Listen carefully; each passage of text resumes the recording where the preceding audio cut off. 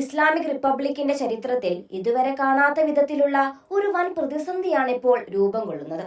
വെറുമൊരു യുദ്ധമല്ല, മറിച്ച് രാജ്യത്തിന്റെ പരമോന്നത നേതാവിന്റെ നിലനിൽപ്പിനെ തന്നെ ബാധിക്കുന്ന ഭരണഘടനാപരമായ ഒരു വലിയ പ്രഹരമാണത്. ഇറാന്റെ പുതിയ പരമോന്നത നേതാവായി അവരോധിക്കപ്പെട്ട മുസ്തഫ ഖമേനി ഒരു വധശ്രമത്തിൽ പരിക്കേറ്റ് റഷ്യയിൽ ചികിത്സയിലാണെന്ന വാർത്തകൾ നേരത്തെ പുറത്തു വന്നിരുന്നു. എന്നാൽ ഇപ്പോൾ പുറത്തുവരുന്ന പുതിയ വിവരങ്ങൾ അതിലും ഭീകരമാണ്. മുസ്തഫയുടെ ഒരു കൈയോ കാലോ ശസ്ത്രക്രിയയിലൂടെ നീക്കം ചെയ്യേണ്ടി വന്നു എന്ന റിപ്പോർട്ടുകൾ സത്യമാണെങ്കിൽ അത് അദ്ദേഹത്തിന്റെ ഭരണത്തിന് തന്നെ അറുതി വരുത്തിയേക്കാം. ഇറാന്റെ നിയമവ്യവസ്ഥയിൽ ഇതിനെ ദൈവിക ശിക്ഷയായി കാണുന്നവർ ഏറെയാണ്.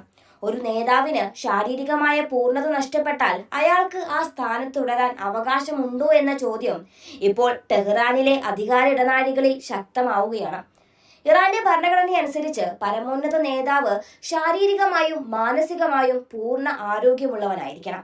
വിലായത്തി ഫഖീഹ് എന്ന ഇസ്ലാമിക തത്വം അനുസരിച്ച് ദൈവത്തിന്റെ പ്രതിനിധിയായി ഭരണം നടത്തുന്ന വ്യക്തിക്ക് ഗുരുതരമായ അംഗവൈകല്യങ്ങൾ ഉണ്ടാകുന്നത് ഭരണാധികാരത്തിന് അയോഗ്യതയായി കണക്കാക്കപ്പെടാൻ സാധ്യതയുണ്ട്. മുസ്തഫയ്ക്ക് പരിക്കേറ്റത് മുതൽ അദ്ദേഹം പൊതുവേദികളിൽ പ്രത്യക്ഷപ്പെടാത്തത് ഈ അയോഗ്യത മറച്ചുപിടിക്കാനാണെന്ന് വിദേശ മാധ്യമങ്ങളിൽ പലതും റിപ്പോർട്ട് ചെയ്തിരുന്നു.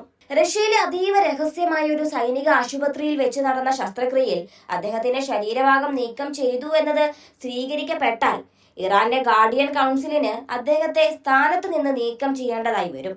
ഇത് വെറുമൊരു മെഡിക്കൽ റിപ്പോർട്ടല്ല, മറിച്ച് ഇറാന്റെ രാഷ്ട്രീയ ഭാവിയെ തന്നെ മാറ്റിമറിക്കുന്ന ഒരു ബോംബായി അന്നേരം അത് മാറും. ഈ സാഹചര്യത്തെ ദൈവിക ശിക്ഷ എന്നാണ് ചില വിമർശകർ വിശേഷിപ്പിക്കുന്നത്. അധികാരത്തിലേറി ദിവസങ്ങൾക്കുള്ളിൽ തന്നെ ഇത്തരമൊരു ദുരന്തം സംഭവിച്ചത് മുസ്തഫയുടെ ഭരണത്തിന് ദൈവത്തിന്റെ അംഗീകാരമില്ല എന്ന തരത്തിലുള്ള പ്രചരണങ്ങൾ ഇറാന്റെ തെരുവുകളിൽ രഹസ്യമായി നടക്കുന്നുണ്ട്. ഇസ്രയേലിന്റെ വധശ്രമത്തിൽ നിന്ന് അദ്ദേഹം കഷ്ടിച്ച് രക്ഷപ്പെട്ടെങ്കിലും ആയുഷ്കാലം മുഴുവൻ പേറേണ്ടി വരുന്ന അംഗവൈകല്യം അദ്ദേഹത്തിന്റെ രാഷ്ട്രീയ ശവക്കുഴി തോണ്ടുകയാണ്. ഒരു കാലും കൈയും നഷ്ടപ്പെട്ട ഒരാൾക്ക് എങ്ങനെ ഒരു വിപ്ലവ സേനയെ നയിക്കാൻ കഴിയുമെന്ന ചോദ്യം IRGC ജനറൽമാർക്കിടയിലും ചർച്ചയായി കഴിഞ്ഞു. ഈ ഒരു വീഴ്ച ഇറാന്റെ ശത്രുക്കളായ അമേരിക്കയ്ക്കും ഇസ്രയേലിനും നൽകുന്ന ആയുധം ചെറുതൊന്നുമല്ല. നിലവിൽ മുസ്തഫയെ കുറിച്ച് പുറത്തുവരുന്ന ആർട്ടിഫിഷ്യൽ ഇന്റലിജൻസ് സൃഷ്ടിച്ച വീഡിയോകളും ഫോട്ടോകളും ഈ അംഗവൈകല്യം ലോകത്ത് നിന്ന് മറച്ചു പിടിക്കാനുള്ള ഭരണകൂടത്തിന്റെ ഗതികേടായിട്ടാണ് വിലയിരുത്തപ്പെടുന്നത്. റഷ്യയിൽ പുടിന്റെ തണലിൽ കഴിയുമ്പോഴും സ്വന്തം നാട്ടിൽ തന്റെ അധികാരം നഷ്ടപ്പെടാൻ പോകുന്നു എന്ന ഭീതി മുസ്തഫയെ വേട്ടയാടുന്നുണ്ടാവാം. നിയമപരമായി ഇത്തരമൊരവസ്ഥയിൽ ഒരാൾക്ക് പരമോന്നത നേതാവായി തുടരാൻ കഴിയില്ലെന്ന് നിയമവിദഗ്ധർ ചൂണ്ടിക്കാട്ടുന്നുമുണ്ട്. ഇറാൻ ഭരണഘടനയിലെ ആർട്ടിക്കിൾ 111 പ്രകാരം ഒരു നേതാവ് തന്റെ ചുമതലകൾ നിർവഹിക്കാൻ ശാരീരികമായി പ്രാപ്തനല്ലെങ്കിൽ അസംബ്ലി ഓഫ് എക്സ്പേർട്സിന് അദ്ദേഹത്തെ പുറത്താക്കാം. ഇതാണിപ്പോൾ ടെഹ്റാനിൽ സംഭവിക്കാൻ പോകുന്നത്. മുസ്തഫ ഖമേനിയുടെ ആ രഹസ്യ ശസ്ത്രക്രിയ ഇറാന്റെ സിംഹാസനത്തെയും പിടിച്ചു കുലുക്കുകയാണ്.